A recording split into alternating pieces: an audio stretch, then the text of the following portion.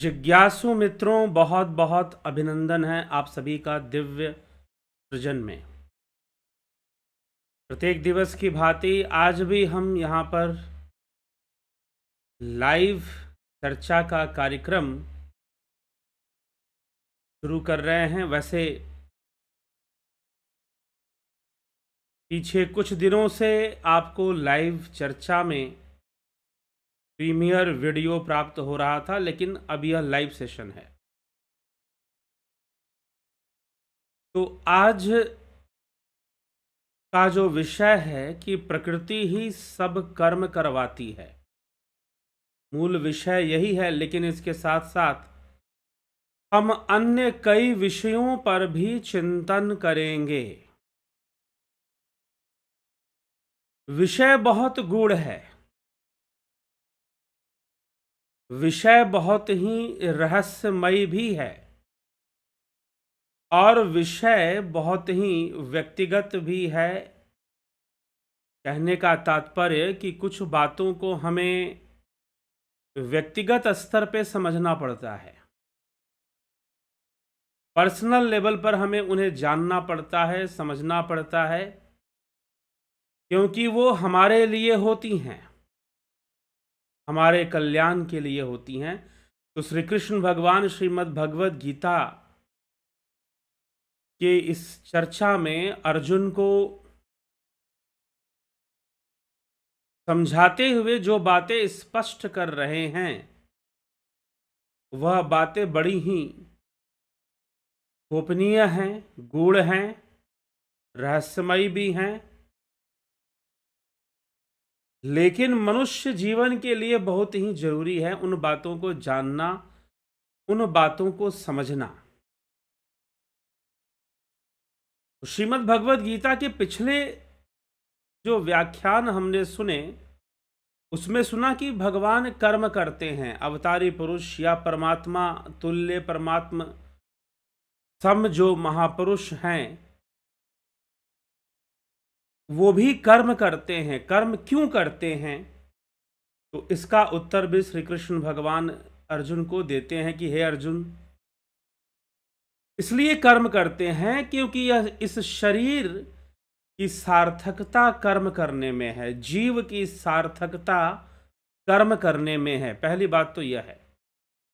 दूसरी बात कि लोक संग्रह हेतु भी कर्म करते हैं, क्योंकि यदि वो कर्म ना करें तो उनको अनुसरण करने वाला समाज या मनुष्य जाति भी कर्म से भ्रष्ट हो सकती है, पथ भ्रष्ट हो सकती है। इसलिए उनका कर्म करना भी अनिवार्य हो जाता है।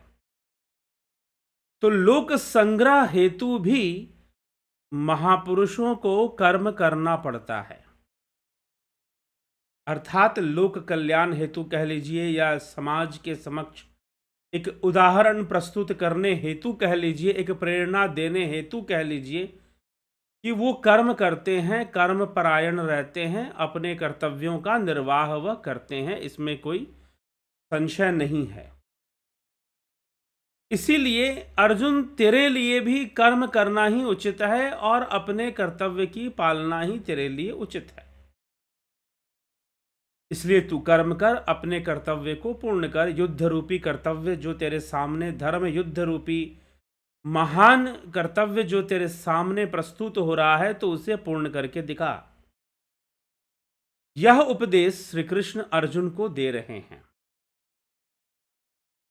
अब आगे वह इसी कर्म के रहस्य को, तीसरा अध्याय श्रीमद् भगवद गीता का कर्म योग नामक अध्याय है, इसमें कर्म के गुण रहस्य को ही प्रकट किया गया। यद्यपि कर्म की यह चर्चा तीसरे अध्याय तक ही सीमित हो, ऐसी बात नहीं है।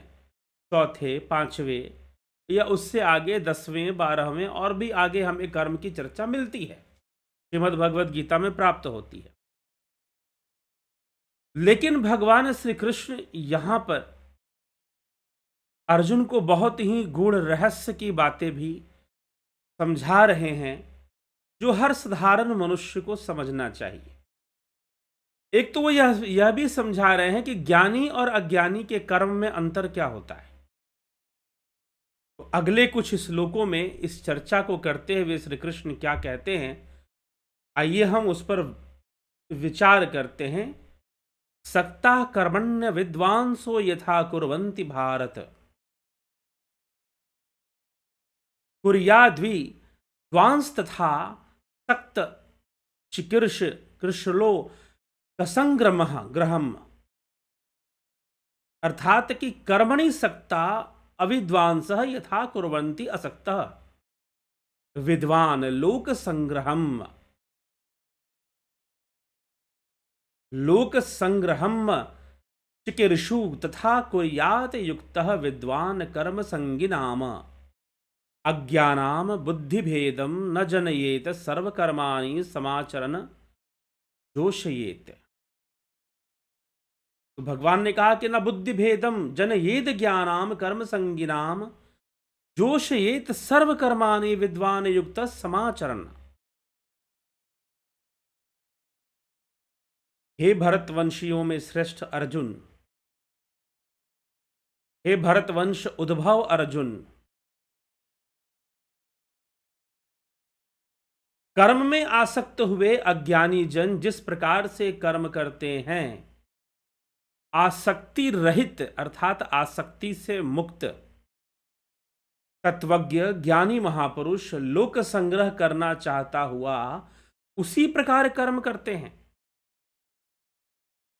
सावधान तत्वज्ञ महापुरुष कर्मों में आसक्ति वाले अज्ञानी मनुष्यों की बुद्धि में भ्रम उत्पन्न ना करें।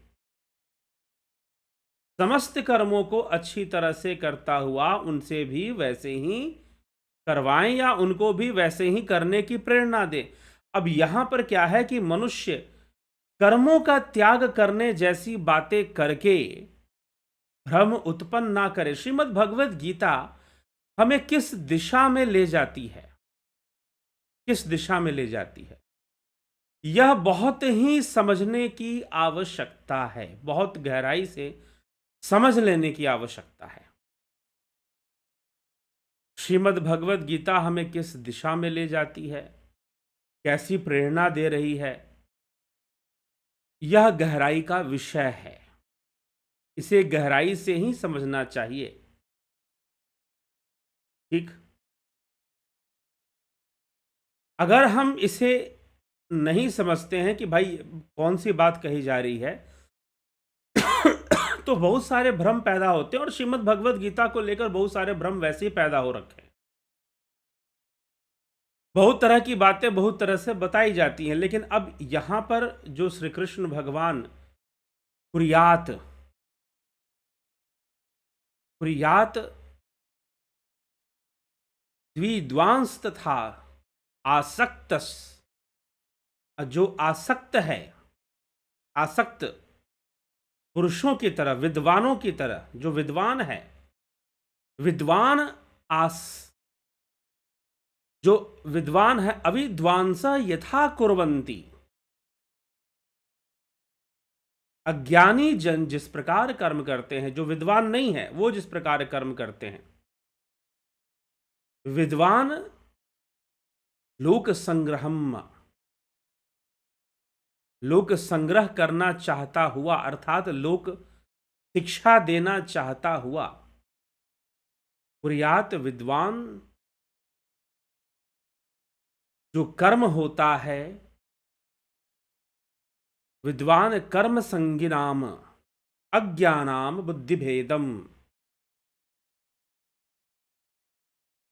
तो जो बुद्धि में भ्रम उत्पन्न ना करे, बुद्धि को भेद उत्पन्न ना करे, बुद्धि को भ्रमित ना करे,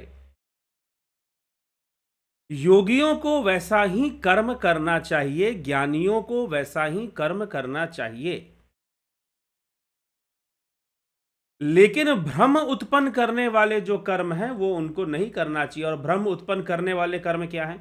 कर्तव्य कर्म का त्याग कर देना ही भ्रम उत्पन्न करने वाले कर्म हो जाते। कर्तव्य कर्म का त्याग कर देना ही भ्रम उत्पन्न करने वाले कर्म हो जाते हैं।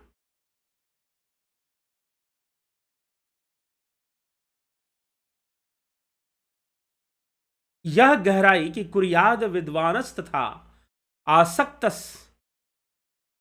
आस्थक्सची कृषु लोक संग्रहम, लोक संग्रह करना चाहता हुआ उसी प्रकार कर्म करे जिस प्रकार एक अज्ञानी मनुष्य कर्म करता है। अज्ञानी मनुष्य आसक्ति के वशीभूत कर्मों को करता है, लेकिन संसार के उन्हीं कर्मों को एक ज्ञानी मनुष्य भी करके दिखाए जो एक अज्ञानी मनुष्य करता है। अब ये क्या बात हुई भाई? ये बड़ी विचित्र सी बात नहीं लग रही आपको? जरा सोचिए, बड़ी विचित्र सी बात है। मुख्य रूप से आज का यही हमारा विषय है कि अज्ञानी और ज्ञानी के कर्म में अंतर क्या है। जी हां, भगवान कृष्ण कह रहे हैं कि जिस प्रकार से एक अज्ञानी मनुष्य कर्म करते हैं, आसक्ति रहित तत्वज्ञ तत्वज्ञानी महापुरुष लोक शिक्षा को देता हुआ, लोक संग्रह करता हुआ उसी प्रकार से कर्म करे। सावधान तत्वज्ञ महापुरुष कर्मों में आसक्ति वाले अज्ञानी मनुष्य के बुद्धि में भ्रम उत्पन्न ना करे। समस्त कर्मों को अच्छी तरह से करता हुआ उनसे भी वैसे ही करवाए, उन्हें अच्छी तरह से कर्म करता हुआ वो सिखाए कि जीवन में कर्म करना कैसे है।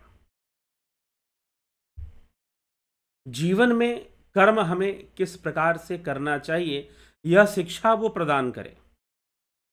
उन सारे कर्मों को करे जो एक अज्ञानी मनुष्य आसक्ति के वशीभूत करता है।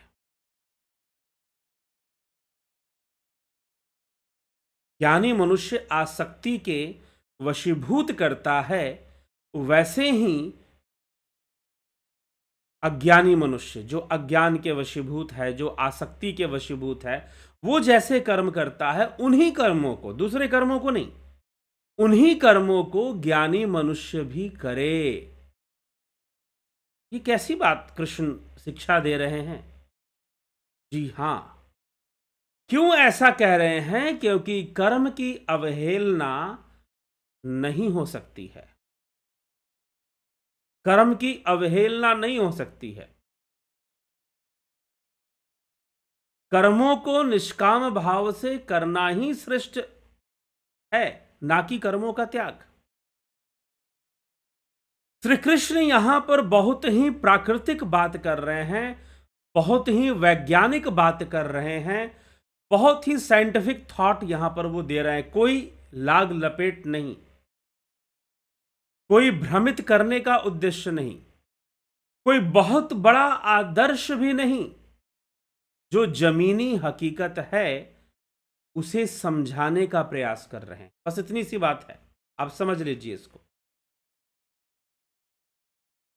यह श्लोक, ये दो श्लोक श्रीमद् भगवद गीता के अंदर निश्चय ही श्रीमद् भगवद गीता के 3रे अध्याय के 25वें 26वें श्लोक में भगवान श्री कृष्ण कहते हैं कि जो कर्म अज्ञानी मनुष्य के द्वारा किया जाता है, आसक्ति के वशीभूत किया जाता है, उन्हीं कर्मों को ज्ञानी महापुरुष, तत्वज्ञ महापुरुष भी उन्हीं कर्मों को अनासक्त भाव से करें।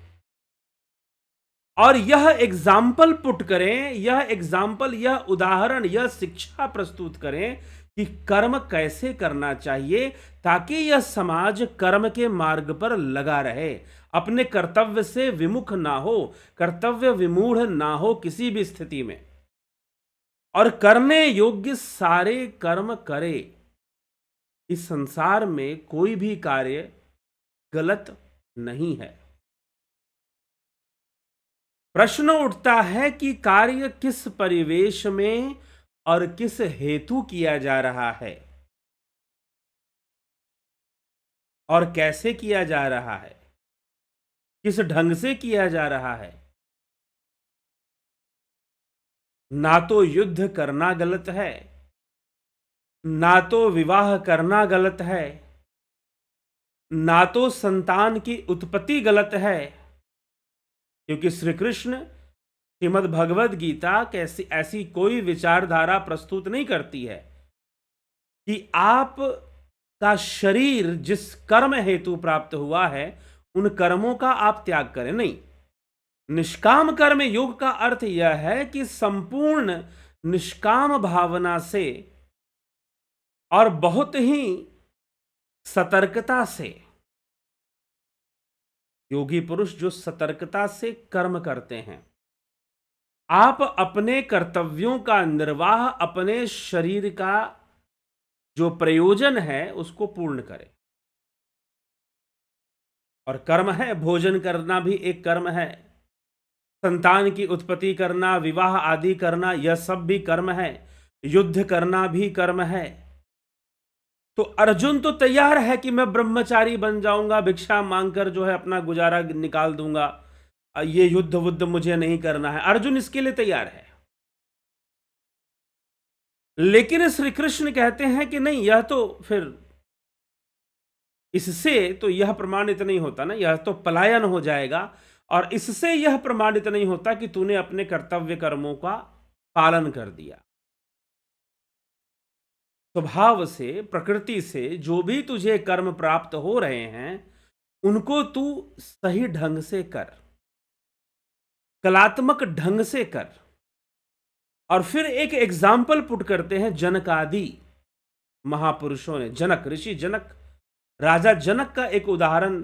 अब एक बात बताओ कि श्रीमद् भगवत गीता में जनक, जनक आदि शब्द का ही प्रयोग क्यों हुआ?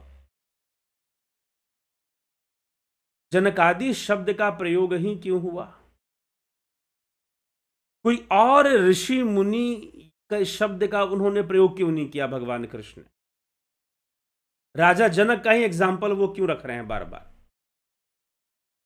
तो जनकादि शब्द के प्रयोग के पीछे कारण है क्योंकि राजा जनक एक ऐसा उदाहरण है जो कि कोई साधु सन्यासी के वेश में नहीं है, लेकिन फिर भी विदेही है,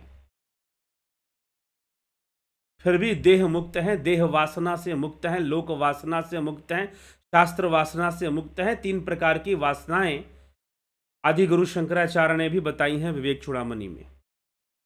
3 प्रकार की वासना है। यह मत सोचना कि आपको शारीरिक सुख भोगने की वासना ही एक वासना होती है, जी नहीं। लोक वासना भी बड़ी खतरनाक वासना होती है, प्रसिद्धि की वासना, शास्त्र वासना भी बड़ी खतरनाक वासना होती है। तो वासनाएं कई प्रकार से होती हैं। तो यहां पर श्री कृष्ण अर्जुन को बिल्कुल, और अर्जुन के माध्यम से संपूर्ण मनुष्य समुदाय को वह प्रेरणा दे रहे हैं कि कर्म करो, भोजन करो। भोजन करना गलत नहीं हो सकता कभी भी, भोजन करना गलत नहीं है, लेकिन अगर तुम सही ढंग से भोजन करते हो, अनासक्त भाव से करते हो, स्वाद के प्रति, अगर भोजन के स्वाद के प्रति तुम्हारी कोई आसक्ति नहीं है,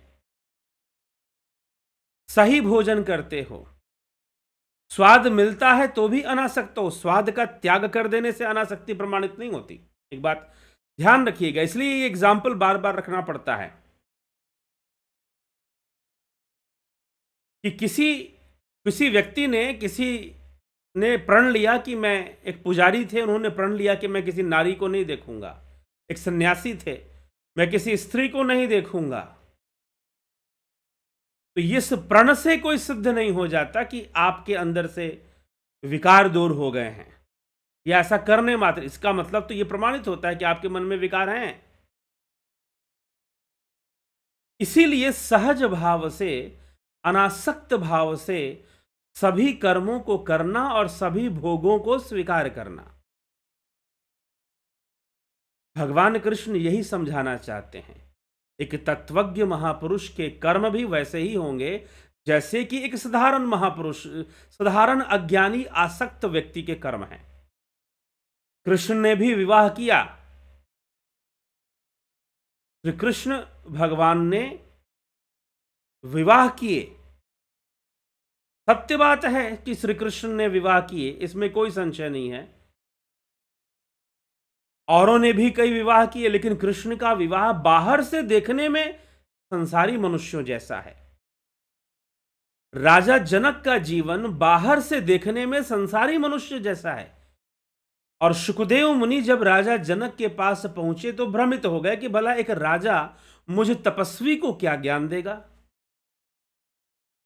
सुखदेव मुनि को यह संशय हो गया कि भला एक राजा मुझ तपस्वी को क्या ज्ञान दे सकता है। संशय का कारण अपना अहंकार भी था, तपस्या का अहंकार, तपस्या का ईगो था कि भाई मैं तो तपस्वी हूं, मुझे भला ये राजा क्या ज्ञान दे देगा। तो एक यह भी समस्या थी। तो भगवान कृष्ण यही कह रहे हैं कि साधारण मनुष्य की भांति सारे कर्मों को करो, लेकिन कर्म करने का ढंग ही कुछ अलग होगा। विवाह श्री कृष्ण ने भी किया है, विवाह राजा जनक ने भी किया है, विवाह दुर्योधन ने भी किया है, विवाह कंस ने भी किया है, लेकिन फिर भी बहुत भारी अंतर है कृष्ण के विवाह में, जनक के विवाह में, और कंस के विवाह में, दुर्योधन के विवाह में। बहुत भारी अंतर है। और यह जो बहुत भारी अंतर है उसी को समझना है। और यही उपदेश श्री कृष्ण अर्जुन को प्रदान कर रहे हैं कि तुम संसार में सारे कर्मों को करो। क्यों करो? क्योंकि यह शरीर, इस शरीर का उद्देश्य ही कर्म है, इसलिए तुम करो। लेकिन संपूर्ण कर्मों में एक अनासक्त भाव रखो। और ये जो अनासक्त भाव रखने वाली जो बात है, कर्मों को कलात्मक ढंग से करने वाली जो बात है, यह घोषणा करने का विषय नहीं है, यह ध्यान रखना। एक बहुत पते की बात समझ लीजिए, यह उद्घोष का विषय नहीं है कि मैं यह कर्म निष्काम भाव से करता हूं या निष्काम भावना से नहीं करता हूं। यह बड़ा ही व्यक्तिगत विषय है, यह बड़ा ही पर्सनल मैटर है ये निष्काम भावना से। क्योंकि इसमें आप बाहर का प्रदर्शन करके नहीं, चेला, जैसे कि कोई गुरु जी के बारे में अब लोग जो उनके चेले हैं उनकी ग्रूमिंग करते हैं लोगों की, गुरु जी के बारे में कि गुरु जी तो सारे कर्म निष्काम भाव से करते हैं। तुम्हें कैसे पता कि निष्काम भाव से करते हैं जी? तो सर्वप्रथम हमें यह समझना है कि ये जो निष्काम भाव वाला जो मैटर है वो ठीक है, किसी गुरु से आपको कुछ सीखने को प्राप्त होता है, वो आप सीखिए, ग्रहण कीजिए, ज्ञान हासिल कीजिए। कहीं से आपको उपदेश मिलता है, ज्ञान मिलता है, कुछ मिलता है, सीखिए। लेकिन निष्कामता क्या है, यह बहुत ही निजी विषय है, बहुत ही व्यक्तिगत विषय है ये। इसीलिए अध्यात्म के मार्ग में आप किसी व्यक्ति के सामने ईमानदार बने, आप समाज के सामने ईमानदार बने, यह महत्व नहीं होता। अगर आपको वास्तव में आध्यात्मिक उन्नति को प्राप्त करना है तो आपको स्वयं के प्रति ही ईमानदार होना पड़ेगा, आपको स्वयं के प्रति ही स्पष्टवादी होना पड़ेगा, आपको स्वयं के प्रति ही आडंबर मुक्त होना पड़ेगा। जहां पर लोक वासना होगी, जहां पर यह भावना होगी कि लोग आपको आध्यात्मिक समझें, आपको सन्यासी समझें, आपको साधु समझें, आपको आध्यात्मिक समझें, वहां पर आप अपने आप को धोखा दे जाओगे। ऐसा हो सकता है, इसकी संभावना है।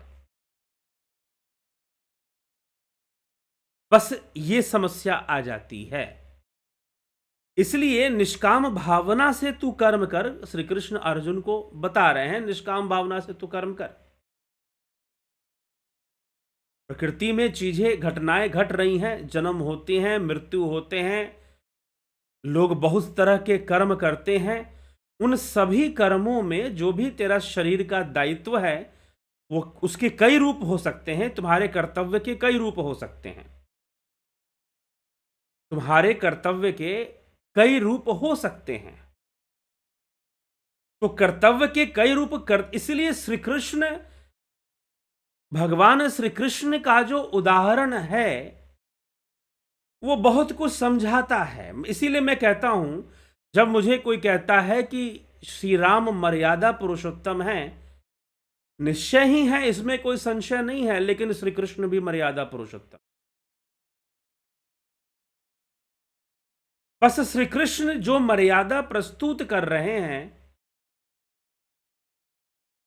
वो बहुत ही गूढ़ है और रहस्यमयी है और प्राकृतिक भी है। तो इसलिए श्री कृष्ण की मर्यादा, क्योंकि परिभाषाएं परिस्थितियों के हिसाब से बदल जाती हैं, चाहे वो परिभाषा किसी आदर्श की हो, चाहे वो परिभाषा मर्यादा की हो, चाहे वो परिभाषा पाप की हो, चाहे वो परिभाषा पुण्य की हो। पाप की परिभाषा भी बदल जाती है परिस्थिति के हिसाब से, पुण्य की परिभाषा भी बदल जाती है परिस्थिति के हिसाब से, पुण्य की परिभाषा भी बदल जाती है परिस्थिति के हिसाब से। श्री कृष्ण वो कर्म के धुरंधर हैं, कर्म की बारीकी वो ऐसा नहीं कि वो मात्र अर्जुन को समझाते हैं, वो करके भी दिखाते हैं। जब देवी रुक्मिणी का विवाह शिशुपाल से होने वाला था तो रुक्मिणी की प्रार्थना पर वह रुक्मिणी हरण भी करते हैं, लेकिन वहीं पर वही कृष्ण हैं। अब आपको ये बात बहुत गलत लगती है कि रुक्मिणी हरण हुआ, किसी स्त्री का या किसी की पुत्री का हरण करना निश्चय ही गलत है,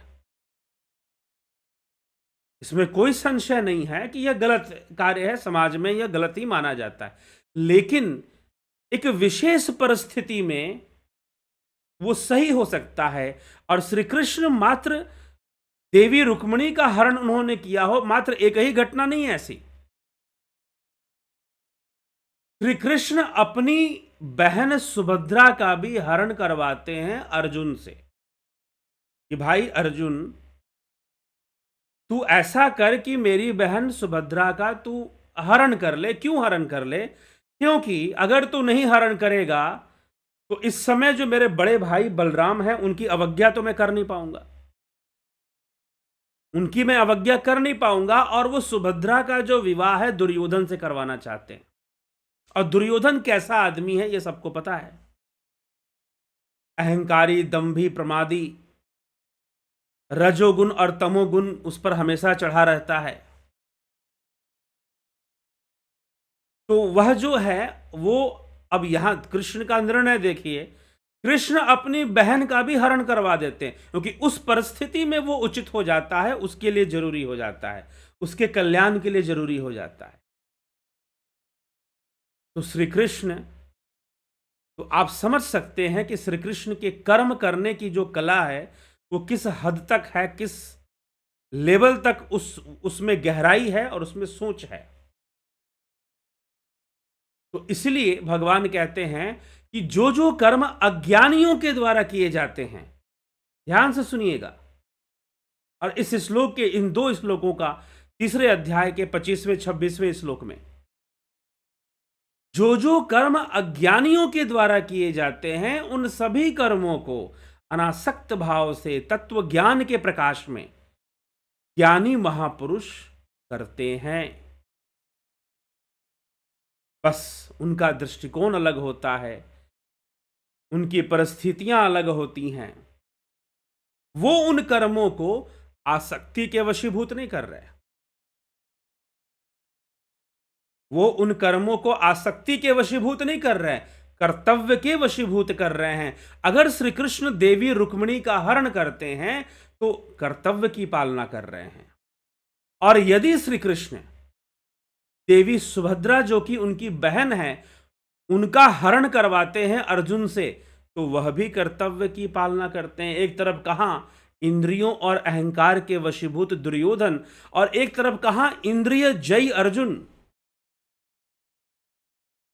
एक तरफ इंद्रिय जयी अर्जुन है। तो श्री कृष्ण अर्जुन से कहते हैं कि तुम मेरी बहन का हरण करो, क्योंकि नहीं करोगे तो जो होने वाला है वह उचित नहीं है। तो ये एक उदाहरण भी कृष्ण प्रस्तुत कर देते हैं कि जो कर्म अज्ञानियों के द्वारा किए जाते हैं, जो कर्म अज्ञानियों के द्वारा किए जाते हैं, उन कर्मों को जो तत्वज्ञ पुरुष हैं, जो ज्ञानी पुरुष हैं, जो विद्वान हैं, जो योगी हैं, जो कर्म योगी हैं उन कर्मों को वो ज्ञान से परिपूर्ण होकर, तत्व ज्ञान से परिपूर्ण होकर, अनासक्त भाव से कर्तव्य पालना हेतु आवश्यक और अनिवार्य समझकर कि यह समाज के लिए जरूरी है, यह कर्तव्यपूर्ण कार्य है, भले वो कर्म ऐसा दिखाई दे कि ये तो अज्ञानियों द्वारा भी किया जाता है, लेकिन ज्ञानी महापुरुष उसको करते हैं, उसको करते हैं। यही कर्म की पराकाष्ठा है। ठीक, यही कर्म की पराकाष्ठा है। निष्काम कर्म योग तभी सिद्ध होता है जब कर्म किया जाए। ये नहीं कि प्रकृति के द्वारा दिए हुए कर्मों से पलायन किया जाए, नहीं, इससे कर्मयोग सिद्ध नहीं होता। कर्मयोग तभी सिद्ध होता है जब प्रकृति के द्वारा दिए हुए कर्मों को बहुत सुंदर ढंग से, बहुत निष्काम भावना से, कर्तव्य रूप में उनका पालन किया जाए, तभी कर्मयोग सिद्ध होता है, तभी निष्काम कर्मयोग बनता है, नहीं तो कर्मयोग नहीं बनता। तो यही कर्मों के पलायन कर देने से या छोड़ देने से या ना करने से या कुछ और करने से जो कि प्रकृति के समर्थन में या उसमें नहीं है, स्वभाव में नहीं है, उनको करने से उल्टा दोष लगता है और कर्म से, बंधन से मुक्ति भी नहीं होती है। दोष भी लगता है कि आपने अपने सामने आए हुए कर्तव्य की अवहेलना कर दी। एक तो ये दोष तो लग गया आपको, और ऊपर से कर्म बंधन से कोई मुक्ति भी नहीं मिलती है, क्योंकि प्रकृति आपको छोड़ने वाली तो है नहीं, कर्म तो आपसे करवा ही लेगी वो, कर्म तो आपसे करवा ही लेगी वो। तो इसलिए यह एक रहस्य श्री कृष्ण प्रस्तुत कर रहे हैं, भगवान कृष्ण कह रहे हैं कि इस प्रकृति में आ गए हो ना, ये प्रकृति तो कर्म करवाएगी, अनेक प्रकार से आपके मन में भावनाएं पैदा करेगी, और यह जो भावनाएं पैदा होती हैं गुणों के वशीभूत होती हैं। बस जो ज्ञानी पुरुष हैं वो स्वयं को, अपनी आत्मा को इन गुणों से अलग कर कर देखते हैं, इन गुणों से अलग कर कर देखते हैं, और संसार के कर्मों में लिप्त होते हुए भी, लिप्त होते नहीं हैं लेकिन लिप्त दिखाई देते हैं, साधारण रूप से लिप्त दिखाई देते हैं, लेकिन वो लिप्त है नहीं। तो ऐसा जीवन जीते हुए वो महापुरुष अपने कर्मों को पूर्ण करते हैं और निष्काम कर्म से मुक्ति को भी प्राप्त कर लेते हैं। तो इसीलिए कोई व्यक्ति मोक्ष को प्राप्त कर गया, अभी किसी धार्मिक संस्था में क्या हुआ, अभी कुछ वर्षों की पहले की घटना है, ध्यान से सुनिएगा। एक धार्मिक संस्था है, उनका कोई सेवादार जो कि समर्पित था और उनके लिए बहुत कार्य करता था और लोग उसको बहुत जानते थे, किसी रूप में जानते थे। उसकी निजी जीवन की वास्तविकता क्या थी छोड़िए, मैं जानता हूं, लेकिन यहां पे मैं बताऊंगा नहीं कि उस व्यक्ति की निजी जीवन की वास्तविकता क्या थी। अब वो जो व्यक्ति है उसकी मृत्यु होती है एक बहुत बड़ी बीमारी से, और बहुत कम उम्र में मृत्यु हो जाती है, और तथाकथित संस्था अपने अनुयायियों को वो करने के लिए कि भाई गुरु दरबार में रहते हुए इसकी मृत्यु कैसे हो गई, क्योंकि ये जो गुरुडम वाली संस्थाएं हैं वो ऐसा इमेज क्रिएट करती हैं, ऐसा माहौल बनाती हैं कि जैसे कि जो व्यक्ति संस्था में जुड़ गया, समर्पित हो गया, उसका अहित कभी होगा ही नहीं, कुछ होगा ही नहीं उसे, जैसे ऐसा माहौल बनाने की का कोशिश वो करती हैं। अब मान लीजिए किसी की मृत्यु हो गई तो उन्होंने प्रचार किया कि ये तो निरंतर सेवा में लिप्त होते हुए यह परम पद को प्राप्त हो चुके हैं, मोक्ष की घोषणा कर दी गई। जबकि मुक्ति, मोक्ष ये बड़ी ही पर्सनल चीज है, ये बड़ी ही आपकी व्यक्तिगत चीज है कि आप इस दिशा में हैं या नहीं हैं, आप बेहतर जानते हैं। और जब आप कर्म करेंगे और आपके संपर्क में जो लोग आएंगे उनको खुद ही महसूस हो जाएगा कि भाई ये व्यक्ति कुछ अलग ढंग से ही सोचता है, ये व्यक्ति कुछ अलग ढंग से ही अपने कर्मों को करता है। तो सोच में वो बात आनी शुरू हो जाएगी, पता चल जाएगा कि हाँ भाई, ये जो व्यक्ति है साधारण नहीं है, कुछ अलग ढंग से ही सोच के इसके, भले ही अब बाहरी रूप से सब कुछ साधारण साधारण किए जा रहा है, लेकिन फिर भी साधारण नहीं है। तो यह सब जो विषय है, ये बड़ा ही रहस्यमयी होता है और व्यक्तिगत जिम्मेदारी वाला। इसलिए अध्यात्म व्यक्तिगत जिम्मेदारी है।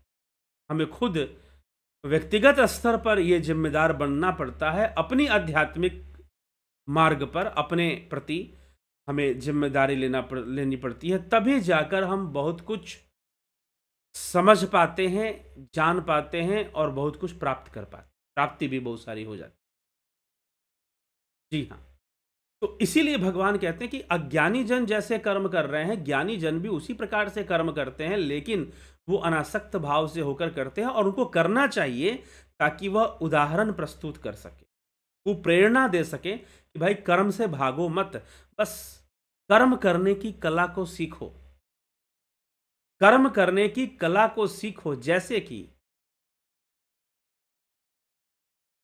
कि एक चित्रकार है, वो कैनवास के ऊपर या चार्ट पेपर के ऊपर वह जो है स्केच करता है, चित्रकारी करता है, तो एक एक लकीर जो है बड़ी सावधानी से खींचता है। और एक चित्रकार नहीं है या फिर अज्ञानी बालक है, उसको आप पकड़ा दो पेंसिल या पेंटिंग ब्रश, भाई कुछ कर, तो वो ऐसे ऐसे कुछ कुछ कर देगा। कभी इधर मर्जी किया तो इधर खींच देगा, उधर मर्जी किया तो उधर खींच देगा। अब लकीरें तो दोनों ने खींची, लेकिन आप देखोगे किसको? जो चित्रकार ने खींची है उसी को देखोगे, क्योंकि लकीरें दोनों ने खींची हैं, लेकिन दोनों की लकीरें खींचने का तरीका अलग अलग हो जाता है। बस यही फर्क है। एक अज्ञानी मनुष्य भी कर्म करेगा, ज्ञानी मनुष्य भी कर्म करेगा, एक अज्ञानी भी विवाह करेगा, एक ज्ञानी भी विवाह करेगा, एक अज्ञानी भी युद्ध करेगा, एक ज्ञानी भी युद्ध करेगा। हो सकता है कि एक अज्ञानी ही कुछ ऐसी कार्य करे जो कि देखने में गलत है, चलो अज्ञानी है, लेकिन ज्ञानी भी कभी कभी ऐसे कार्य करता हुआ दिखाई दे, लेकिन उसके पीछे कारण कुछ और हो जाएगा, उसके पीछे उद्देश्य कुछ और हो जाएगा, तो बहुत बड़ा फर्क पड़ जाएगा, बहुत बड़ा अंतर आ जाएगा। तो ये हमें निश्चय ही विचार करना चाहिए। तो ये कर्म की पराकाष्ठा भगवान श्री कृष्ण समझाना चाहते हैं कि एक ज्ञानी मनुष्य, एक अज्ञानी व्यक्ति जिस प्रकार से संसार के कर्मों को अज्ञानता के वशीभूत आसक्ति में करता है, कर्म कौन करवा रहा है? प्रकृति ही करवा रही है। ये अगले श्लोक में स्पष्ट कर देंगे भगवान। और जो ज्ञानी मनुष्य उन्हीं कर्मों को करेगा जो अज्ञानी के द्वारा किए गए हैं, उन्हीं कर्मों को करेगा, क्योंकि प्रकृति के दबाव में कर्म तो करना ही है, लेकिन वह एक उदाहरण प्रस्तुत करेगा कि भाई ठीक है, प्रकृति का दबाव तो है, लेकिन उस दबाव को हमें कैसे मैनेज, कर्मा मैनेजमेंट समझ लीजिए इसको। कर्मा मैनेजमेंट है ये, कर्मा अलाइनमेंट है एक तरह का, कि आप इसको समझिए कि कर्म करने कैसे हैं, किस तरह से करने हैं। यही भगवान समझाने में लगे हुए हैं अर्जुन को, क्योंकि अर्जुन के मन में है ना कि भाई अगर मैं भी स्वार्थ में ही युद्ध करूंगा, अगर मैं भी भूमि के लालच में दुर्योधन की तरह युद्ध करूंगा, तो उनमें और मुझ में अंतर क्या रहेगा फिर? बात बिल्कुल सही है अर्जुन की, लेकिन कृष्ण समझा रहे हैं कि बिल्कुल सही बात है, तुझे दुर्योधन जैसी विचारधारा के साथ युद्ध नहीं करना, तुझे तो लोक कल्याण हेतु, समाज कल्याण हेतु कर्तव्य रूप समझकर अपना युद्ध करना है, ना कि दुर्योधन के अनुसार भूमि को हड़पने के लिए, दूसरों के अधिकार को, हक को मारने के लिए, हक को हड़पने के लिए तुझे युद्ध नहीं करना है। तुझे कुछ दूसरे उद्देश्य से युद्ध करना है। तो यही बात है श्री कृष्ण। इसीलिए आप अपने जीवन में सभी कर्मों को किस ढंग से, किस अंडरस्टैंडिंग के साथ, किस समझ से कर रहे हैं और क्या जान के कर रहे हैं, क्या आत्मा को सत्य जानकर कर रहे हैं। विचारों से आत्मा सत्य का ज्ञान नहीं होता, यह भी ध्यान रखिएगा। ओरिजिनल जो डिस्क्रिमिनेशन है आत्मा का और इंद्रियों का, गुणों का, शरीर का वो तभी संभव है जब ध्यान योग अच्छे से किया जाए। जब ध्यान योग अच्छे से किया जाए तभी हमें सही तरीके से समझ में आ जाता है कि यह शरीर, शरीर के गुणधर्म और आत्मा इनसे बहुत अलग है। आत्मा इनसे बहुत अलग है। तो इस प्रकार से हमें इस बात को समझना होता है। अब आगे भगवान श्री कृष्ण इसी विषय को और बेहतर तरीके से समझाने के लिए अर्जुन से क्या कहते हैं, आइए हम देखते हैं। तो श्री कृष्ण अर्जुन से कहते हैं, क्या उपदेश करते हैं श्री कृष्ण अर्जुन को कि प्रकृति क्रियमाणानि गुणे कर्माणि सर्वशः अहंकार विमूढ़ आत्मा कर्ताहमीति मन्यते।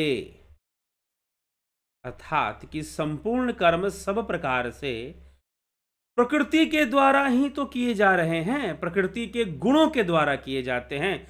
सतोगुण, रजोगुण, तमोगुण, संपूर्ण कर्म सब प्रकार से प्रकृति के गुणों द्वारा किए जाते हैं, परंतु अहंकार से मोहित अंतःकरण वाला अज्ञानी मनुष्य मैं करता हूं ऐसा मान लेता है। अज्ञानतावश अब बस यही अहंकार ज्ञानी को नहीं होगा, ज्ञानी को नहीं होगा। इतना ही अंतर है।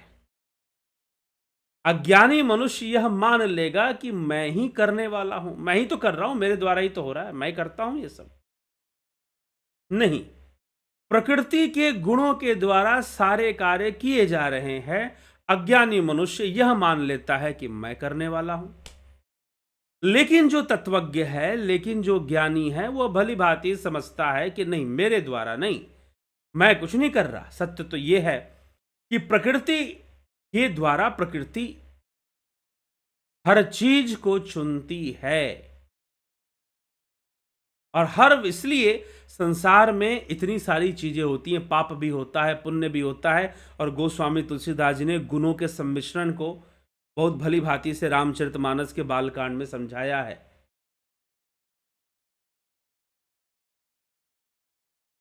विधि प्रपंच गुण अवगुण साना, सना हुआ है गुण और अवगुण सबके भीतर। किसी में गुणों की मात्रा ज्यादा दिखाई देती है किसी काल में, और किसी काल में कभी अवगुण सामने आ जाते हैं तो कभी गुण सामने आ जाते हैं। ये चलता रहता है। तो क्या यह चीज ज्ञानी और सत्पुरुष के अंदर भी आएगी? जी हां, आएगी, उसके अंदर भी आएगी ये चीज। लेकिन फिर भी वह अनासक्त भाव से होने के कारण उन गुणों के द्वारा किए हुए कर्मों में उसकी आसक्ति नहीं होती है। उसके द्वारा किए गए कर्म निष्काम कर्म होते हैं, और वह लोक वासना के वशीभूत होकर इसकी भी चिंता ना करता कि कौन क्या बोलेगा। तो इस प्रकार का कर्म योगी बन जाना भी आसान काम तो है नहीं। श्री कृष्ण को कोई चिंता नहीं है कि कौन क्या बोलेगा, कौन क्या कहेगा। उनके सामने जो कर्तव्य है, उनके सामने कर्तव्य है कि देवी रुक्मणी का हरण कर कर उनकी रक्षा करना जरूरी है।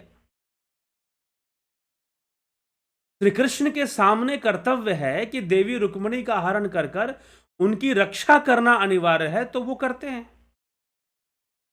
श्री कृष्ण के सामने कर्तव्य है कि अपनी बहन सुभद्रा को दुर्योधन से बचाना अनिवार्य है,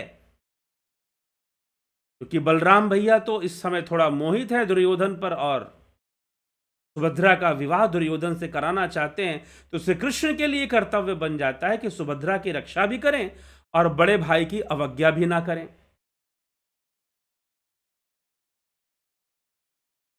श्री कृष्ण का यह कर्तव्य है कि वो अपनी बहन सुभद्रा की रक्षा भी कर लें। ऐसे व्यक्ति से विवाह करने से जो कि पापी है, दंभी है, जो भरी सभा में द्रौपदी का चीरहरण करने वाला है, भला कौन ऐसा भाई होगा जो ऐसे व्यक्ति से अपने बहन का विवाह करवा दे। इससे बेहतर है कि अर्जुन मेरी बहन का हरण कर ले। वो अर्जुन को प्रेरित करते हैं कि तुम सुभद्रा का हरण कर लो। ये कृष्ण का कर्तव्य है। तो इतने बड़े लेवल पर कर्मों का चुनाव करना खैर साधारण मनुष्य के लिए संभव नहीं है। ये बात मैं मानता हूं कि हर साधारण मनुष्य कृष्ण की तरह कर्म कर ले। इसीलिए कृष्ण मर्यादा पुरुषोत्तम भी है, कर्मों की मर्यादा वो दिखा रहे हैं। गहराई से समझना पड़ेगा, कृष्ण को देखना पड़ेगा, नहीं तो फिर देखोगे किसी और ढंग से तो कभी कृष्ण समझ में नहीं आने वाले। तो श्री कृष्ण भगवान खुद कर्म कर कर प्रस्तुत कर देते हैं कि भाई ऐसे होता है कर्तव्य, परिभाषाएं बदल जाती हैं, गलत क्या, सही का, पाप क्या, पुण्य क्या,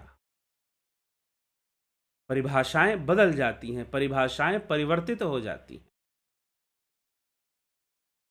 इसलिए इस विषय को समझना आवश्यक है। और भगवान कहते हैं कि भाई कौन, सभी तो कर्म यह प्रकृति करवा रही है, गुणों के वशीभूत। अब चाहे कोई अवतारी पुरुष के कर्म हो या फिर किसी अज्ञानी मनुष्य के कर्म, फर्क क्या है, अंतर क्या है? अंतर यह है कि जो ज्ञानी है, जो अवतारी है, उसके अंदर दृष्टा भाव सिद्ध है, उसका जो निष्काम भावना है वह सिद्ध है। जो सांख्य योगी है वह प्राकृतिक निष्कामता को प्राप्त हो जाता है, वह स्वभाव से ही निष्काम हो जाता है, तो उसके अंदर स्वाभाविक निष्कामता आगे आ चुकी है, तो वो सर्वदा कर्मों से दोष मुक्त ही रहता है। लेकिन अज्ञानी मनुष्य यह ना जानता है कि सारे कर्म जो हैं वह प्रकृति के द्वारा, प्रकृति के गुणों के द्वारा ही किए जा रहे हैं, करवाए जा रहे हैं। यह मूढ़ बुद्धि अपने आप को कर्ता मान लेता है। बस यहीं पर सारी समस्या है, यहीं पर सारी समस्या है। इसी बात को समझाते हुए कि सारे कर्म तो प्रकृति के द्वारा ही करवाए जाते हैं, कोई दूसरा थोड़ी ना करवा रहा है, परवश होकर ही किए जा रहे हैं। तत्ववितु महाबाहो गुण कर्म विभागयो गुणा गुणेषु वर्तन्त इति मत्वा न सज्जते। परंतु हे महाबाहो, गुण विभाग और कर्म विभाग को तत्व से जानने वाला महापुरुष संपूर्ण गुणों में ही बरत रहे हैं, ऐसा मानकर उनमें आसक्त नहीं होता। गुण जो है गुणों में ही बरत रहे हैं, ऐसा मानकर उन कर्मों में वो किसी प्रकार की आसक्ति नहीं रखता है। यही उसकी विशेषता है। तो गुण विभाग सतोगुण, रजोगुण, तमोगुण गुण विभाग से जाने जाते हैं, और कर्म विभाग जो कर्म है, इंद्रियों के जो कर्म है, शरीर के जो कर्म है,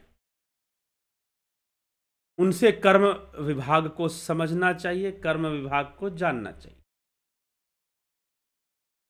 तो गुण विभाग और कर्म विभाग ये सारे के सारे प्रकृति के द्वारा संचालित होते हैं, गुणों के द्वारा। हे महाभाव, गुण विभाग और कर्म विभाग को तत्व से जानने वाले महापुरुष संपूर्ण गुणों में बरत रहे हैं, ऐसा समझता है, ऐसा मानता है, और उनमें आसक्त नहीं होता है।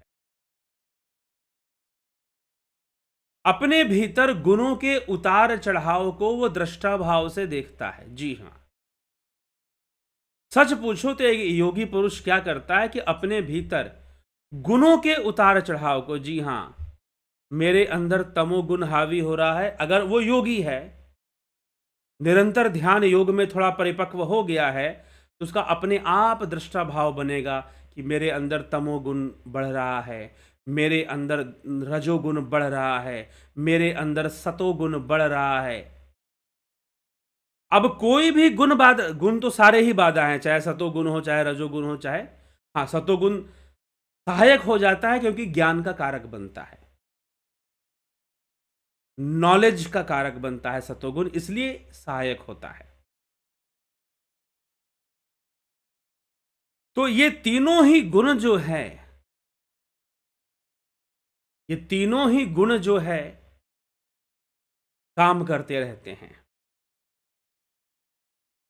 और कभी तमोगुण। अब क्या होगा, अब ध्यान से समझिएगा। मान लीजिए कि किसी अज्ञानी मनुष्य के अंदर तमोगुण की वृद्धि हो गई, तमोगुण की वृद्धि हो गई, तो वह भोग में लग जाएगा, नशा करने लग जाएगा। हो सकता है नशा करने लगे, हो सकता है कि अत्यधिक काम वासना में लिप्त हो जाए, अत्यधिक काम वासना में लिप्त हो जाए। अब यह क्या हुआ, यह क्या हुआ, एक अज्ञानी मनुष्य का कार्य हुआ कि तमोगुण हावी हुआ, और उस हावी होने के कारण वो जो है ऐसे कर्मों में लग गया, उसमें लिप्त हो गया, और उसने अपनी बहुत सारी ऊर्जा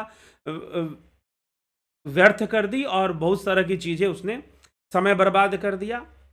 चलो जो भी है उसका पतन हो गया, हम ऐसा कह सकते हैं। लेकिन अब मान लीजिए कि एक तत्वज्ञ पुरुष, एक ज्ञानी पुरुष के ऊपर तमोगुण हावी हो रहा है, तो वह ज्ञानी पुरुष क्या करेगा, उस तमोगुण को दृष्टा भाव से पहले देख लेगा कि भाई ये चीज है। अब उस चीज को, क्योंकि यह प्रकृति का अपना एक दबाव है, प्रकृति का अपना एक फ्लो है, ऐसा नहीं कि वो ज्ञानी पुरुष उस तमोगुण को दबा देगा या रोक देगा या स्टॉप कर देगा, नहीं, क्योंकि इनको दबाया नहीं जा सकता। दबाने का मतलब यह है कि भविष्य में नया रूप धारण करके आ सकते हैं। इनको इसी समय खत्म कर दिया जाए। और खत्म कब होगा, जब वो कर्म के रूप में परिणित होकर फल को प्राप्त हो जाए, तो वो कर्म हमेशा के लिए फिर वहां पर खत्म होगा। तो उस समय वह ज्ञानी पुरुष क्या करेगा, अपने उस तमोगुण को डायरेक्शन देगा कि भाई देख, ये तो तमोगुण है, अगर ये अनकंट्रोल्ड हुआ तो गड़बड़ काम होगा, पाप हो सकता है, गलत काम हो सकता है मुझसे। वो ये बात पहले ही जान जाएगा, समझ जाएगा। उसको रोकना भी नहीं है और उसको डायरेक्शन भी देना है, तो उसको वो डायरेक्शन दे देगा। क्या करेगा, उस तमोगुण को एक डायरेक्शन देगा कि चल इस तरफ चल, ऐसे चल, इस तरह से कार्य कर, किसी का नुकसान मत कर। वो इस ढंग से अपने तमोगुण की पूर्ति करने की कोशिश करेगा, ताकि ये, इसीलिए मैं कह रहा हूं ये बड़ा ही व्यक्तिगत विषय है कि आप अपने आप को कितना समझते हो, अपना स्वाध्याय कितना करते हो, अपना अध्ययन कितना कर रहे हो, कि आपके अंदर कब तमोगुण हावी हो रहा है, आपके अंदर कब रजोगुण हावी हो रहा है, आपके अंदर कब सतोगुण हावी हो रहा है, और वो सतोगुण कितना हावी हो रहा है, कैसा हावी हो रहा है, उसको कैसा डायरेक्शन देना है। एक जो ज्ञानी पुरुष है उसको डायरेक्शन देगा। कृष्ण यही काम कर रहे हैं। कृष्ण खुद भी ऐसा कर्म कर रहे हैं और अर्जुन को भी वही सिखा रहे हैं। कृष्ण स्वयं भी वैसा ही कर्म कर किए जा रहे हैं और अर्जुन को भी वही शिक्षा दे रहे हैं। तो इसीलिए हमें ये गुण तो हावी होंगे, कभी हमारे ऊपर तमोगुण हावी होगा, हमें इनकी अलाइनमेंट करनी होगी, इनका मैनेजमेंट करना होगा। यही लाइफ मैनेजमेंट है, यही कर्मा मैनेजमेंट है, यही कर्मा अलाइनमेंट है। ठीक है, तो उस तमोगुण को हमें एक डायरेक्शन देना होगा कि ठीक है, तमोगुण हावी हुआ है, इसका एक फोर्स है, हम उसे कहा। लेकिन अगर एक जो आसक्त मनुष्य होगा उसको अनकंट्रोल्ड छोड़ देगा और तमोगुण के कारण बहुत सारे गलत कर्मों में लिप्त हो जाएगा। बस यही फर्क है। एक हरण दुर्योधन कर रहा है द्रौपदी का, एक हरण कृष्ण कर रहे हैं देवी रुक्मणी का, और एक हरण कृष्ण करवा रहे हैं अर्जुन से अपनी बहन सुभद्रा का, और एक हरण रावण कर रहा है माता सीता का, एक हरण दुर्योधन कर रहा है द्रौपदी का। बहुत बड़ा फर्क है, कितना बड़ा डिफरेंस है, कितना बड़ा अंतर है। ठीक है, तो इस तथ्य को, इस कर्म की गहराई को समझना और निष्काम कर्म योगी बनना, कर्मों को एक डायरेक्शन देना। चित्रकार क्या कर रहा है, लकीरें ही तो खींच रहा है। एक अबोध बालक या जो चित्रकार नहीं है, जिसको चित्रकारी का कोई ज्ञान नहीं, उसको चित्र बनाने को देखो, वो भी लकीरें खींचेगा, लेकिन फिर भी देखने में सुंदर कौन सा लगेगा? जो चित्रकार की लकीरें होंगी, वो कुछ ना कुछ बता रही होंगी, वो कुछ ना कुछ प्रस्तुत कर रही होंगी, वो कुछ ना कुछ हमें समझा रही होंगी उसकी चित्रकारी से, क्योंकि लकीरें उसने भी खींची हैं, लकीरें इसने भी खींची हैं, लेकिन इसकी लकीरों को कोई देखेगा नहीं, कोई खरीदेगा नहीं, लेकिन वही एक जिसका हाथ बहुत ही सधा हुआ है, तो जिसकी साधना परिपक्व है, उसके द्वारा किए गए सांसारिक कर्म भी बहुत अलग हो जाते हैं। तो जब वो लकीरें खींचेगा तो एक सुंदर चित्र उभरेगा। काम तो वही है ना, लकीरें ही तो खींचनी है, काम तो वही है, लकीरें ही खींचनी है। अज्ञानी मनुष्य का कर्म और ज्ञानी मनुष्य का कर्म, कर्म तो वही है, लेकिन फिर भी बहुत बड़ा अंतर है। इसीलिए भगवान कहते हैं कि जो तत्वज्ञ महापुरुष हैं, जो ज्ञानी हैं, उनको कभी भी प्रकृति के द्वारा दिए हुए कर्मों का परित्याग नहीं करना चाहिए, यद्यपि उन्हें कर्म कर कर दिखाना चाहिए कि किस समय कैसा कर्म करना उचित है,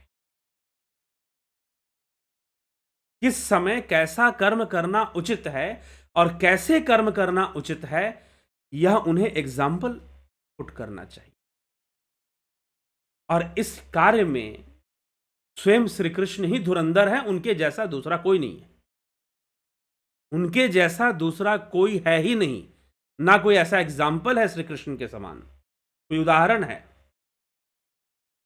इसलिए वो योग योगेश्वर हैं, इसीलिए वो योगेश्वर हैं, योगियों में श्रेष्ठ हैं, सर्वश्रेष्ठ हैं। वो स्वयं महान कर्म योगी हैं और अर्जुन को भी कर्म योग की शिक्षा दे रहे हैं।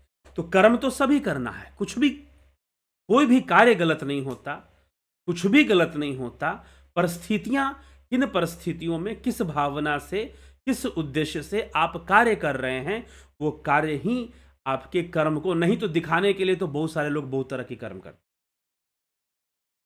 दिखाने के लिए लोग बहुत तरह के, बहुत सारे तरह के कर्म करते हैं। अब कहीं पर मुझे पता चला एक सेठ जी बहुत भागवत करवाते हैं, और लोग जो है उनको जानते हैं कि ये भागवत करवाने वाले सेठ जी हैं, और ये शहर के अंदर हर साल कम से कम साल में 2 बार 3 बार वो भागवत करवाते हैं, लाखों रुपए खर्च करते हैं, मंदिर में भी बनवाते हैं। लेकिन सेठ जी के पास इतना धन आता कहां से है, ये बहुत कम लोगों को पता है। अब जब वो भागवत करवाते हैं, भागवत के बड़े बड़े बैनर लगते हैं, उनकी फोटो लगती है, उनका नाम छपता है भागवत के बैनर पर कि भागवत कथा वो करवा रहे हैं। अब जब नाम छपता है तो सारी दुनिया तो इसी नाम से जानती है कि भाई ये तो भागवत करवाते हैं। ये धंधे में पैसा कहां से लाते हैं, ये बहुत कम लोग जानते हैं। तो कुछ लोग अच्छे कर्म का प्रदर्शन करते हैं अपने बुरे कर्मों को छुपाने के लिए। एक एग्जाम्पल मैं दे रहा हूं, मैं ऐसा नहीं कह रहा हूं कि जितने सेठ जी लोग भागवत करवा रहे हैं उनका गलत उद्देश्य है, या वो अपने काले धंधे को छुपाने के लिए अपना नाम रोशन करते हैं कि हम तो अच्छा काम करते हैं। लेकिन ऐसे लोग हैं, बस इतना मैं कहना चाहता हूं। आप भागवत करवाते हैं तो कभी ऐसा मत, बुरा मत मानिएगा, भागवत आप करवाते रहिए, लेकिन ऐसे लोग समाज में हैं जो अपनी बुराइयों को छुपाने के लिए अपना प्रचार किसी अच्छे रूप में करना चाहते हैं कि लोग हमें कुछ अच्छे काम से जाने, ताकि हमारे जो बुरे काम है उस पर किसी की दृष्टि ही ना पड़े। तो कुछ ऐसे भी उदाहरण हैं, लेकिन श्री कृष्ण को इस बात की चिंता नहीं है कि आप उनके बारे में क्या सोचेंगे।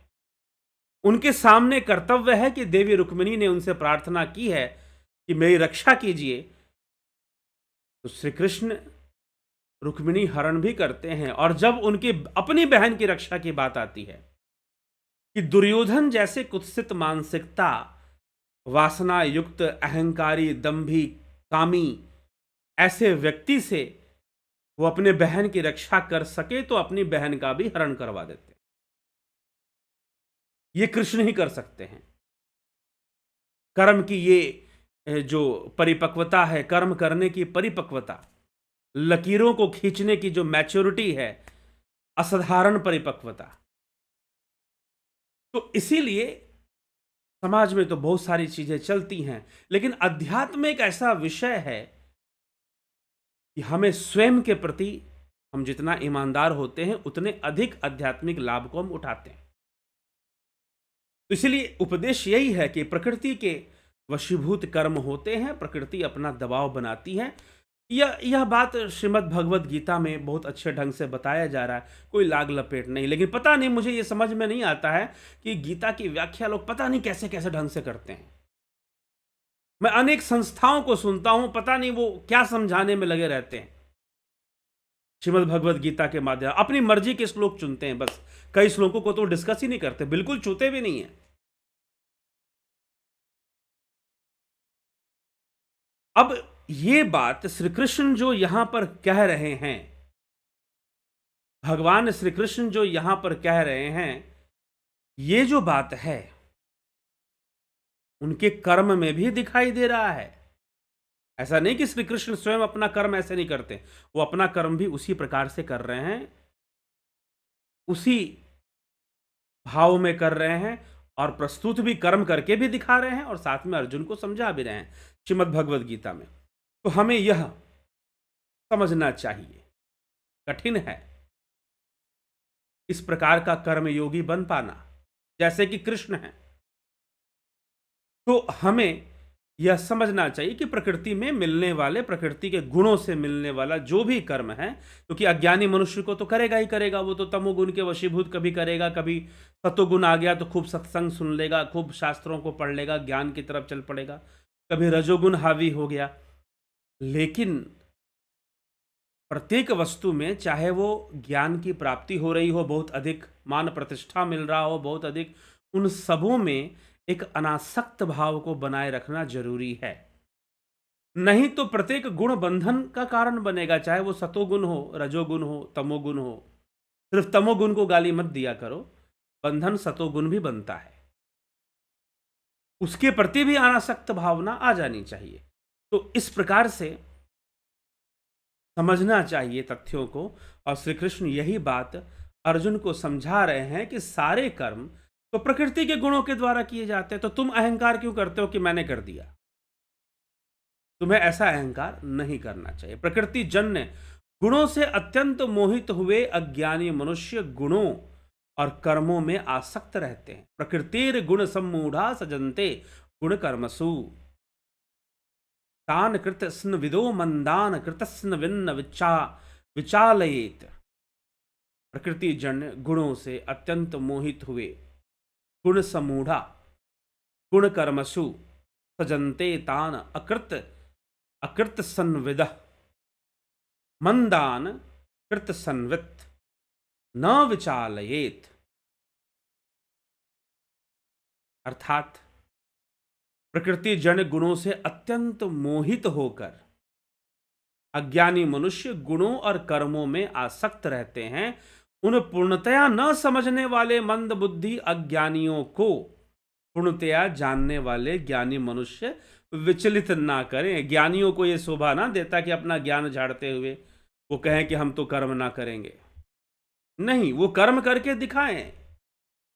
जो ज्ञानी व्यक्ति है, जो तत्वज्ञ है, उसका यह कर्तव्य बनता है कि वह निष्काम भावना से कर्म करते हुए कर्म कर कर दिखाएं, कर्म करके दिखाएं। मयि सर्वाणि कर्माणि सन्न्यस्याध्यात्म चेतसा निराशी निर्ममो भूत्वा युद्धस्व विगत ज्वरा विवेकीवत विवेकवती। मयि सर्वाणि कर्माणि सन्न्यस्य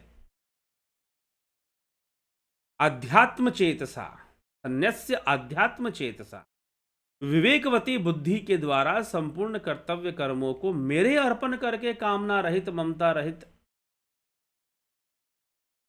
संताप रहित होकर युद्ध रूप कर्तव्य कर्म को तुझे करना चाहिए।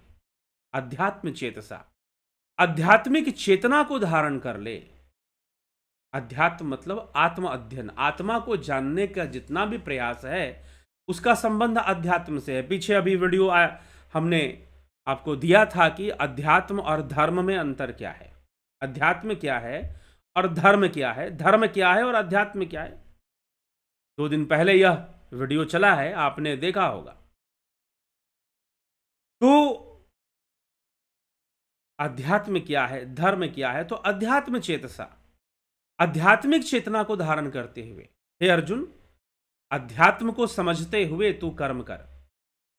अध्यात्म को समझते हुए संपूर्ण कर्तव्य कर्मों को मेरे में ही अर्पण करते हुए मुझको ही तू अर्पण कर दे। तुझे लगता है कि यदि पाप हो रहा है, गलत हो रहा है, मैं युद्ध करके क्या करूंगा, तो मुझे अर्पित कर दे सारे पाप। अर्पण करके कामना रहित, ममता रहित, संताप रहित होकर युद्ध रूप कर्तव्य कर्म को कर। तुझे युद्ध रूप कर्तव्य कर्म को करना चाहिए। यह तेरा कर्तव्य इस समय आ चुका है और तू यह कर्तव्य पूर्ण कर। तो भगवान कर्तव्य करने की प्रेरणा यहां पर दे रहे हैं कि करने के अलावा दूसरा कोई विकल्प नहीं है। करने के अलावा दूसरा कोई विकल्प नहीं है। पलायन करने से उल्टा लोगों में भ्रम पैदा होता है और जो अज्ञानी जन, जो योगी नहीं है, उनमें और अधिक भ्रम पैदा होता है। इसीलिए ज्ञानी पुरुषों को, महापुरुषों को चाहिए कि वह प्रकृति से प्राप्त गुणों से प्राप्त हुए कर्म को त्याग ना करके, बल्कि निष्काम भावना से, सुंदर ढंग से उन कर्मों की प्रस्तुति करके दिखाएं कि भाई ऐसे कर्म करना चाहिए। ठीक है, साफ नियत हो, निष्काम भावना हो, बस कर्म किए जाओ, किए जाओ। कर्मों का फल प्राप्त होना है, वो होगा। तुम पहले ही फल का निश्चय क्यों कर लेते हो कि ऐसा ही प्राप्त होना चाहिए? फिर तो तुम्हें आडंबर करना पड़ेगा। अगर पहले ही फल का निश्चय करोगे तो आडंबर भी करना पड़ेगा बहुत, ताकि लोग तुम्हारा गुणगान करें। लेकिन बस कर्म करते जाओ, क्योंकि कर्म करते रहना ही एक उपाय है और दूसरा कोई विकल्प नहीं है। तो जो भी प्रकृति से कर्म मिला है, बस उसको चित्रकार की तरह करो। ज्ञानी व्यक्ति चित्रकार की तरह करेगा, अज्ञानी जो है जैसे तैसे, कभी जहां हवा बही उसी में बह जाएगा। जहां हवा बही उसी में बह जाएगा। बस फर्क यही हो जाता है ज्ञानी अज्ञानी के कर्म में। लेकिन जो ज्ञानी है वो भी लकीरें खींचेगा, वो भी कर्म करेगा, लेकिन बहुत सजगता से, बहुत ही सतर्कता से। यही विषय हमें समझना है कि ज्ञानी के कर्म और अज्ञानी के कर्म में क्या अंतर है। और कुल मिलाकर इस जो भी है, ज्ञानी के कर्म है, अज्ञानी के कर्म है, प्रकृति के गुण विभाग से ही हो रहे हैं, प्रकृति के गुणों से ही हो रहे हैं। अब जो अज्ञानी है वो ऐसा नहीं जानता तो अहंकार करेगा, और जो ज्ञानी है वो कभी अहंकार नहीं करेगा। ये तो प्रकृति के गुणों से हो रहे हैं, इसमें क्या अहंकार करना। तो इसलिए चलिए, यही विषय हमें आज समझना है और आगे बढ़ना है। देखें कौन महानुभाव कुछ टिप्पणी करते हैं। राकेश मराठे जी, राजू पाल जी, संतोष कुमार जी, चितरंजन बरुआ, योगेंद्र पंडित, राहुल तिवारी, अबनी प्रधान, राहुल तिवारी, अवधेश कुमार, शिखर शर्मा, बिमला शाह, घनश्याम सरोदे, रूपलाल विश्वकर्मा, शंकर प्रसाद, नरसा राम, प्रजापत जी, विनोद कुमार सूद जी, राहुल तिवारी जी,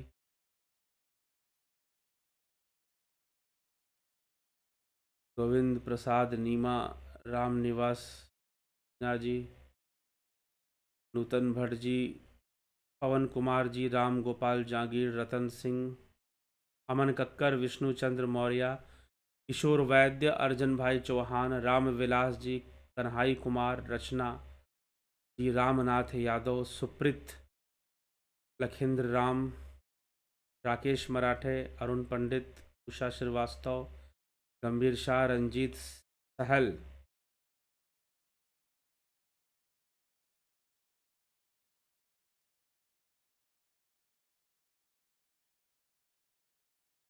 गुरुजी, 64वें आयाम की बात कही गई है। 10वें आयाम में निराकार ईश्वर विराजमान रहते। प्रमाण के साथ अपनी बातों को रख दीजिए तो उस पर अध्ययन करके कुछ बताया जा सकता है कि किस वेद के किस मंडल में किस मंत्र में ऐसा वर्णन आता है, क्योंकि जो वैदिक वांग्मय है उसको समझकर ही अर्थ किया जाता है। इसलिए उपनिषदों की रचना हुई आध्यात्म को समझाने के लिए।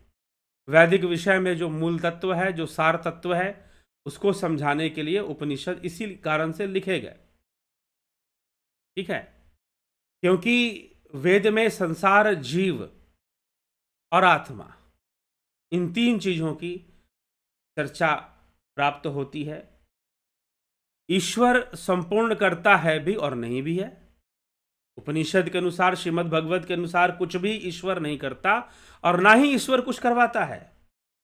सब कुछ, यही तो कृष्ण बार बार कह रहे हैं कि जो कुछ भी हो रहा है सब प्रकृति के द्वारा हो रहा है।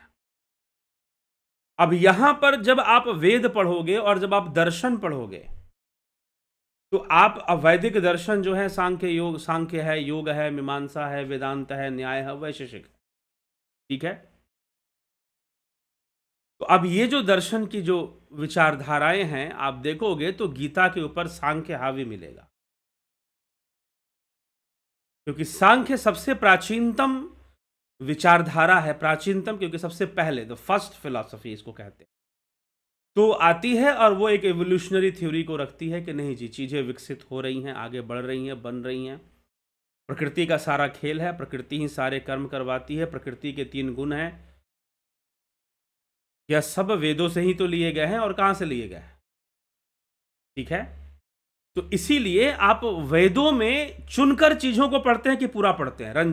रंजीत जी, आपने कंप्लीट पढ़ा है या कोई चुनी हुई चीज़ पढ़ी है कि भाई किसी ने आपके सामने परोस दिया, या किसी किताब में कोई बात लिखी गई है, कोई गुरु जी ने कोई किताब लिखा, उसमें से वेदों का कोई कुछ लिया और लिख दिया अपनी किताब में, आपने वो किताब पढ़ी, आपने वेद नहीं पढ़े। आपने वेद नहीं पढ़े, आपने वो किताब पढ़ी और किताब से वो बात निकाल ली कि भाई हाँ, ये बात वेदों में यहां पर लिखा हुआ है, और उस आधार पे अगर आप प्रश्न कर रहे हैं तो फिर यह जो प्रश्न है, इसलिए मैं कहूँगा कि अगर आप यह लिख रहे हैं कि 64 आयाम है, उसमें ये है, तो इन सभी चीज़ों का आप वैदिक प्रमाण, जब आप वेदों का नाम ले रहे हैं तो वैदिक प्रमाण दीजिए कि वेदों के किस मंडल में, किस अध्याय में, और उसके आगे पीछे की भी चर्चा क्या चल रही है, क्या समझाने की कोशिश की जा रही है, तो जाकर उस पर चर्चा बनती है। ठीक है, जोगिंद्र पाल जी, बबीता धीमान जी, राकेश गुप्ता जी, ठीक, जगत नारायण जी, अजीत अपराजित जी, हीरालाल यादव, आशा रानी, निशांत सिंह, इंडियन यूथ। क्या आप आत्म पुनर्जन्म और ईश्वर पर विश्वास करते हैं? बिल्कुल जी। हाँ, ये हो सकता है कि जैसे आप करते हो वैसे ना करते हो, कुछ अलग ढंग से करते हो। ठीक, क्या आप लाइव हैं? तो क्या आपको लग रहा है लाइव नहीं है?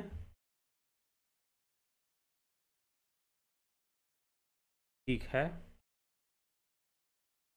पंकज सोनी, स्मिता सावंत जी, दीपक, यह स्ट्रीमिंग वीडियो है, लाइव नहीं है। लाइव स्ट्रीमिंग है, लाइव स्ट्रीमिंग। ठीक है, यह लाइव स्ट्रीमिंग वीडियो है। राजेश भाई मकवाना, अनिमेश महतो, सविता नायक, गंभीर शाह, एस सोनी, जयंती भाई पटेल, सभी का बहुत ही अभिनंदन है। ठीक है, चलिए इसी के साथ हम विचारों को विराम की ओर ले चलेंगे। सुभाष पांडे जी बहुत अभिनंदन। कल फिर मिलते हैं 9 PM लाइव चर्चा में। कल फिर मुलाकात होगी आप सभी से 9 PM लाइव चर्चा में,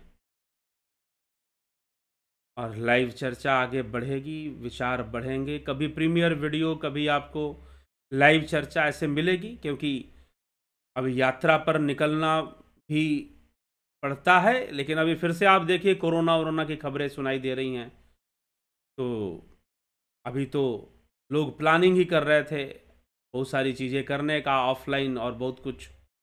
लेकिन फिर से ये कोरोना का कहर आता हुआ दिख रहा है।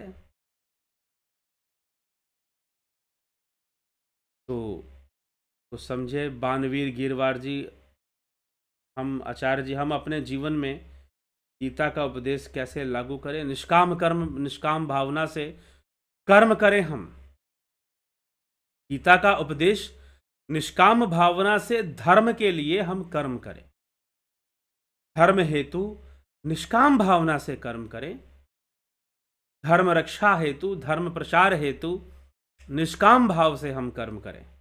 यही गीता का उपदेश है वास्तव में। कर्म का त्याग हम कभी ना करें, और अपनी साधना करें, योग करें, क्योंकि ध्यान योग साधना से और इसकी बारीकी समझ में आती है। और बाकी संसार में जो भी कर्म हमें मिला है, वो हम उनमें बिना आसक्त हुए उन कर्मों को करते जाएं, क्योंकि उन कर्मों को करने से ही कर्म योग सिद्ध होता है और उन कर्मों की पूर्णता होती है।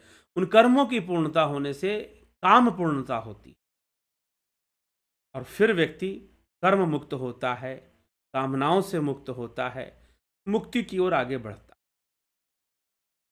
मुक्ति की ओर आगे वो बढ़ता है, उसे एक बल मिलता है मोक्ष की ओर आगे बढ़ने में, मुक्ति की ओर आगे बढ़ने में। इसलिए व्यक्ति को धर्म रूपी कर्म करना चाहिए, और वो भी निष्काम भावना से करना चाहिए। अर्जुन के सामने धर्म रूपी युद्ध है, कर्तव्य रूपी युद्ध है, तो उसे करना चाहिए और निष्काम भावना से करना चाहिए। यही उपदेश श्री कृष्ण अर्जुन को दे रहे हैं, और स्वयं भी वो ऐसा ही उदाहरण प्रस्तुत कर रहे हैं।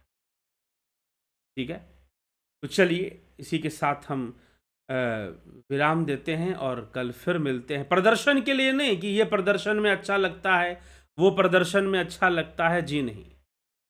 आपके सामने कर्तव्य क्या है वो ज्यादा महत्वपूर्ण।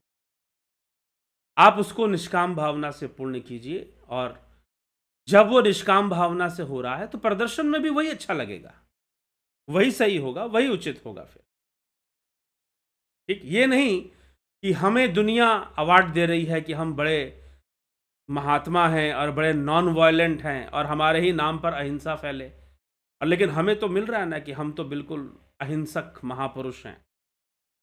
तो समस्या देखिए यही है। सत्य पूछिए तो लोग महापुरुष दिखना चाहते हैं, बनना नहीं चाहते। लोग महापुरुष दिखना चाहते हैं, बनना नहीं चाहते। दिखने का शौक सबको है, दिखने का शौक सबको है कि लोग हमें महापुरुष समझें और हम महापुरुष दिखें। लेकिन ये बनना और दिखना बड़ा ही विचित्र खेल है। दुनिया की नज़रों में भक्त बनना आसान है, लेकिन कहते हैं कि भगवान की नज़रों में आप भक्त बन पाओ, यह इतना आसान नहीं है। संसार आपको भक्त मान ले और भगवान आपको भक्त मान ले, इन दोनों में बड़ा अंतर हो जाता है। कुछ ऐसा भी कहा गया है। तो इसीलिए ये समस्या, इसलिए जब हम महापुरुष दिखने के चक्कर में कर्म करते हैं तो वहाँ पर बहुत सारी समस्याएं आ सकती हैं। लेकिन हम वास्तव में कुछ अच्छा कर्म करना चाहते हैं तो हमें वो करना ही चाहिए, और दिखने में जो अच्छा हो वो भी करना चाहिए। लेकिन विवेक, इसलिए मैं कह रहा हूं शुरू से बीच में मैंने कहा कि बड़ा ही व्यक्तिगत विषय, बस फॉर्मूला, कृष्ण यहां फॉर्मूला दे रहे हैं कि भैया इस फॉर्मूला को समझ लो। बाकी ये तुम्हारी जिम्मेदारी है कि तुम कितने ईमानदार हो स्वयं के प्रति। किसी के प्रति होगे वो बात बहुत अलग है, स्वयं के प्रति कितने ईमानदार हो, क्योंकि स्वयं के प्रति ईमानदारी ही अध्यात्म के मार्ग पर आपको आगे बढ़ा सकती है। जब निष्काम कर्म करना है, ये आपकी व्यक्तिगत जिम्मेदारी है। आप करेंगे, आपके लिए अच्छा है, आपके मन को शांति मिलेगी। और वास्तव में निष्काम कर्म भी कोई जबरदस्ती नहीं, जब तक व्यक्ति समझे ना, प्रकृति के इस तत्व ज्ञान को ना समझे। कर्म विभाग और गुण विभाग के तत्व को समझकर, यही भगवान कहते हैं कि कर्म विभाग और गुण विभाग के तत्व को समझने वाले जो ज्ञानी महापुरुष हैं, वो इस बात का अहंकार नहीं करते कि उन्होंने कुछ किया है। वो सारे अच्छे कर्म, सदकर्म बस करते हैं, निष्काम भावना से किए जाते हैं।